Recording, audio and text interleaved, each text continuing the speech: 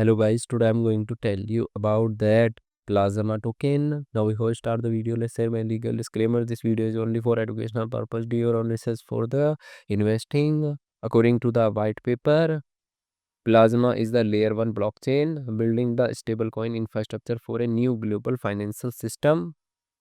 It is proposed built for global stablecoin payment, offering zero fees, USDT transfer and custom gas tokens to help realize the stablecoin promise of permission-led access to financial services for everyone, everywhere.